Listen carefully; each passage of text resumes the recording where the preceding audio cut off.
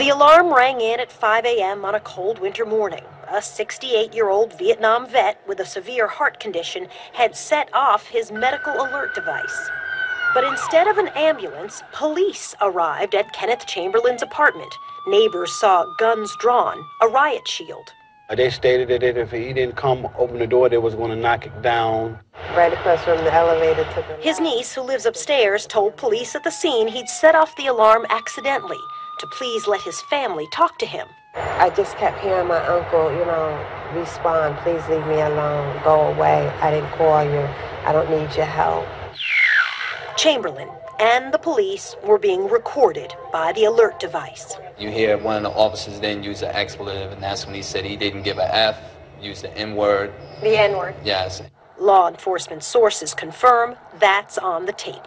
But there's more. Later, the district attorney showed the family 2 videos in their custody, one from a hallway security camera, another recorded by a camera on a taser gun. Kenneth Jr. demonstrated what he saw. What is your dad saying? What's he doing? He's standing there, he's looking at them, and you hear the officers saying, hit it again, hit it again, hit it again. And then at one point you hear the officers say, shut it off. So the last part that I saw on the video with my father was him just like this. Police say Chamberlain threatened them with knives. The officers first used an electronic taser, which was discharged, hit the victim, and had no effect. While the officers were retreating, the officers then used a shotgun, a beanbag shotgun. So then they fired 2 real bullets. An autopsy report obtained by CNN shows them entering the side of his arm, indicating that Chamberlain was not facing the officers or had turned away. So the story that the police put out, that he was an axe-wielding black man trying to hurt a police officer, is what it is, a flat-out lie. To have thought it is ironic in sort of the terrible way that someone summoned to your father's door to help save his life if he had been having some kind of heart emergency. Yes. Ended up shooting him. Yes. And they took his life. Unnecessarily. They didn't have to. The shooter, police officer Anthony Corelli, is a decorated officer. His lawyer said, "We trust that the grand jury will rightfully determine that Officer Corelli's actions, while perhaps not understandable or acceptable to family members, attorneys, and other emissaries of the Chamberlain family, were justified under our laws." Chamberlain's niece will soon testify before that grand jury. She wants to know why police couldn't defuse the confrontation and wouldn't ask the family to help. Just to hear him constantly say over and over again, please leave me alone, I'm okay. And the way they mocked him and picked at him is very hurtful.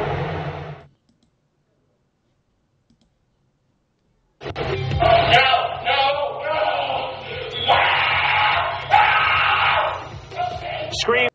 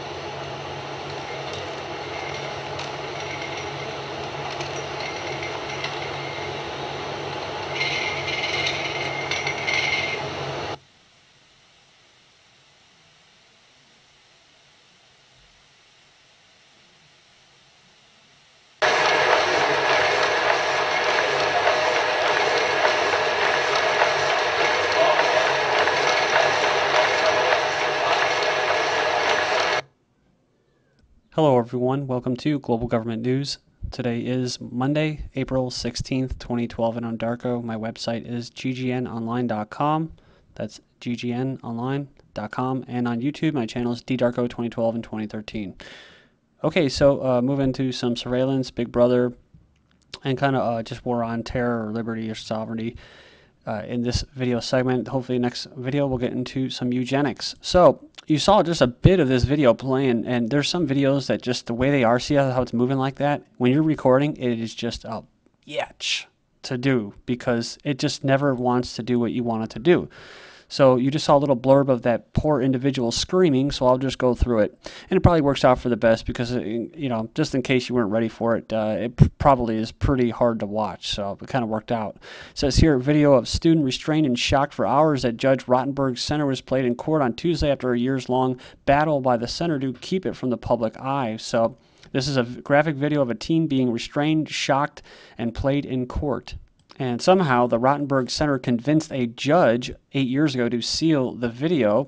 It goes on and says it cleared the way, just a recent decision to give the public the first look at how these controversial electric shocks are used. The video was taken by one of the center's classroom cameras. McCollins, then 18 years old, was shocked 31 times that day in 2002. Lawyers for the center and its clinicians say it was part of the treatment he needed to quell his aggressive behavior. So it goes on, it says Andre is shown seated at a desk inside a classroom as a staff member asked him several times to remove his coat. He stays still, apparently not responding or removing his coat until he's given a shock, screams, falls to the floor, yelling as he tries to hide under his desk. Eventually, he's restrained face down, a helmet on his head without breaks for food or water or the bathroom. It goes on and says, I never signed up for him to be tortured, terrorized, and abused. Cheryl McCollins told the jury, I have no idea that they torture the children in the school. She also testified what her son was like when she visited him 3 times a day later after the incident. She said she found him in a, quote, catatonic state. Moving on, L.A. police fired 90 rounds at fleeing unarmed teen. So L.A. teen was killed by a halo of police gunfire on Wednesday night after 8 officers fired 90 rounds in total as he appeared to point an object towards him. So that's all you have to do is point an object, like candy bar or whatever, your hand. So if you are feeling kind of suicidal due to the economy and you do want to try to punch out without having to actually put the bullet through your own head, you know, karmically you may be thinking like that, well, all you got to do is just walk around naked, and when the police come to you, all you got to do is just, without anything, of course, you're going to look like, you know, this guy's definitely not armed, he's naked, and all you got to do is take your arm behind your back like that and put like a little fake gun with your hand, and you'll get shot. But unfortunately, they're probably going to revive you and throw you into jail. So we have TSA inspector accused of stealing iPads at DFW Airport, and we did see that poor woman crying, trembling, shaking as she was being patted down, basically taken advantage of and violated, basically, at the airport. Remember I was saying how, oh, we got to do, you know, the courts cleared all prisoners to be strip searched, and it's like, remember what I said, you don't have to be charged with a crime or even be in prison to be strip searched. You're already doing it at the airports, and people aren't even committing crimes. So but then remember this story, just Friday, or not Friday, but last Wednesday, remember I covered about the first video was all about police brutality and corruption. And what happened? Oh, see, he just wanted to be left alone. It was this little medical device triggered it off, basically. The guy had a bad heart. And what did they do? They tased him, and then they shot beanbags at him. He was just telling him to leave him alone and to get his family. But nope. So it says here, a TSA baggage inspector at Dallas-Fort Worth, Texas airport has been indicted in the theft of Apple iPads from luggage over 8 months. So it's just a bad apple. It says here, Google's Sergey Brin, web freedom faces greatest threat ever. And look at this. It says, you know that we're in deep doo-doo when Sergey Brin sounds like he's been reading Cryptagon, which is the website. It's a great site. So, but yeah, you go there and check it out. I got lots to get to, so headlines and links will be posted. YouTube's video description. When Big Brother watches IT, says new software analyzes email of IT staff for changes in attitude and behavior. So it goes on there and it says how you know, data security is a big deal within companies, right? And it goes on there and refers to a term called the enemy within, the biggest threat to an enterprise. is their own worker. But it goes, and then it starts to get Orwellian, as the Wall Street Journal reports, that some organizations are even now using technology to look at the language of their IT staff's emails to determine whether their behavior or mindset has changed. That's right.